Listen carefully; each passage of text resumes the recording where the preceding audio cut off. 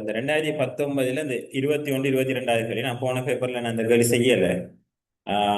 இதுக்கு விட இல்லைன்னு சிலர் யோசிப்பீங்க. இந்த கேள்வியை கொஞ்சம் யோசிச்சு பாருங்க. 21 22 ஆகிய வினாக்கள் தெரிவு செய்யப்பட்ட ஒரு அடுத்தடுத்து வந்த 6 நாட்களில் ஒவ்வொரு நாளும் ஆட்கொள்ளி நோய் அல்லாத வைரசு காய்ச்சல் தொற்று ஆளாகிய அந்நோயிலிருந்து குணமாகிய ஆட்களின் எண்ணிக்கையை காட்டும் பின்வரும் வரைவுகளை கவனத்தில் கொள்க. அப்ப இது தொற்றுக்கு உள்ளானவங்க, இது அடுத்த நாள் குணமானவங்க. இப்ப இங்க இந்த விஷயத்தை விளங்கிக் கொள்ளுங்க. குணமாகினவங்க ஓகே, அதாவது இந்த ஆக அதாவது ஒவ்வொரு நாளும் 10 பேர் குணமாகுறாங்க, இங்க 15 பேர் குணமாகுறாங்க, இங்க 20 பேர், சாரி 25 பேரு, இங்க 20 பேரு, இங்க 10 பேரு, இங்க 15 பேர் குணமாகுறாங்க. இந்த குணமாகறதுல எந்த பிரச்சனையும் இல்லை. ஆக கூட குணமாகின ஆக்கள் எங்கன்னு கேட்டா டிரெக்டாவே நாம என்ன செய்யலாம், 25ன்னு கூட்டுறதுதான். ஆனா கேள்வி அதிக எண்ணிக்கையான வைரஸ் நோய் தொற்றுக்கு ஆளாகிய நாள். அதிக எண்ணிக்கையான வைரஸ் தொற்றுக்கு ஆளாகிய நாள் என்று போட்டுட்டு ஆஹ் இப்ப நீங்க பாப்பீங்க, புதன்கிழமை கூட வைரஸ் தொற்று 150, அப்ப சனியும் 150, அப்ப சனி இல்லை, ஆகவே புதன் தான் விட இந்த எடுத்துட்டு போறவங்க இருக்கீங்க. அதே மாதிரி ஆனா நீங்க அடுத்த கேள்வியை வாழ்த்தீங்கன்னா திங்கள் தொடக்கம் வெள்ளி வரை 5ல ஆளாகியோரின் எண்ணிக்கை யாருண்டா 1 2 3 4 5, ஆகவே வெள்ளி வரையும் மொத்தத்தை கூட்டி பாருங்க. மொத்தத்தை கூட்டினா நிச்சயமாக 100 125 இது எல்லாத்தையும் கூட்டினீங்கன்னா 500, 500க்கு கூடின பெருமானம் வரும். அதுல இருந்து இந்த பெருமானங்களை கழிச்சாலும் இது சின்ன பெருமானம் என்ன, ஆகவே 100 200க்கு உட்பட்ட பெருமானம், ஆகவே 300ஓட கூட தான் வரும். ஆனா இங்க விடை இல்லை, ஆகவே அதை திருப்பி 5ஆல பிரிச்சு அதுல ஏதோ ஒரு சராசரி வந்து அந்த சராசரி எடுக்கிறது சொல்றது ஐக்யூ இல்லை. விளங்கி கொள்ளுங்க, சரியா விளங்கிக்கணும் என்ன. அதாவது ஐக்யூல டெஸ்ட் பண்றது நீங்க என்ன எந்த அளவுக்கு உங்களோட நுழைக்கு இருக்கு, இந்த அளவுக்கு சுருக்கல்களை கஷ்டப்படுத்தி இவ்வாறான விடயங்கள் உங்களுக்கு இல்லை. ஆகவே இந்த கேள்வியை பாருங்க பிள்ளைகள், என்ன அர்த்தம்னு கொஞ்சம் இந்த கேள்வியை விளங்கிக்கணும். சரியா, என்ன அர்த்தம்னு இந்த கேள்வியை கொஞ்சம் விளங்கிக்கணும்.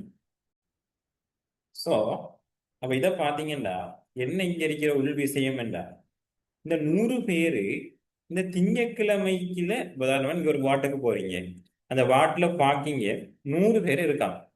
நீங்க செல்லலாமா இந்த 100 பேரும் திங்கட்கிழமை நோயில எஃபெக்ட் ஆகினாக்கள்னு செல்லலாமாண்டா இல்ல, இவங்க ஏலியா இருந்தவங்க. ஆகவே இது எப்படி பார்க்கணும்டா, இந்த திங்கள்ல உதாரணமா இந்த மண்டேயில 10 பேரு குணமாயிட்டாங்க, அப்ப 100ல 10 பேரு குணமாயிட்டாங்க, 100ல 10 பேரு குணமாயிட்டாங்க, ஆகவே 90. ஆகவே 90. அடுத்த நாள் செவ்வாய்க்கிழமை போய் பார்க்கக்குள்ள 125 பேர் இருக்காங்க, மொத்தமாவே 125 பேர் இருக்காங்க. அப்ப இதுல 10 போனா 90, 90ல 125, ஆக எத்தனை பேர் வந்திருக்காங்க, 35 பேர் வந்திருக்காங்க. 35 பேரும் எப்ப வந்திருப்பாங்க, முதல் நாள் திங்கள். ஆகவே 35 பேர் வந்தது இங்கே. ஆகவே திங்கட்கிழமை நோயாளிகள் எண்ணிக்கை 35.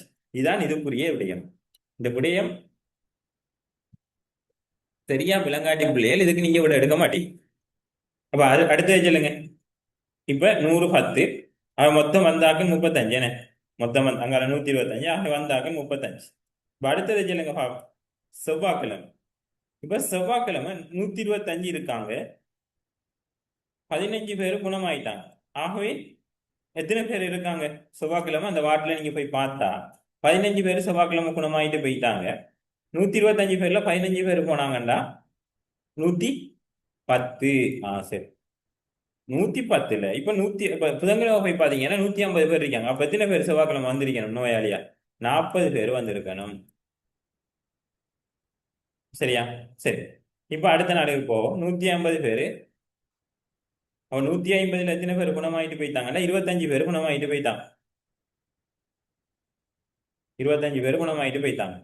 ஆகவே 125. அடுத்த நாள் போய் பாருங்க 125 இருக்கு அப்படின்னா என்ன அர்த்தம், பூஜ்ஜியம்.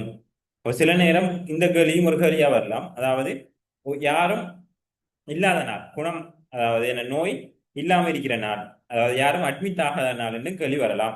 சரி, இப்ப இங்க பாருங்க, வியாழக்கிழமை 125, வியாழக்கிழமை 125, எத்தனை பேர் குணமாகறாங்க, 20 பேர் குணமாகறாங்க. அப்ப 125ல 20 பேர் குணமாகறாங்கண்டா 105 பேர்.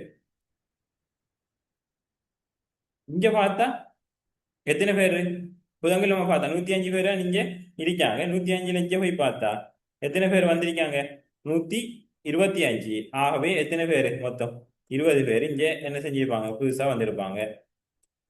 அதே மாதிரி இங்க பாத்தீங்கன்னா 125, 125ல 10 போனா 115.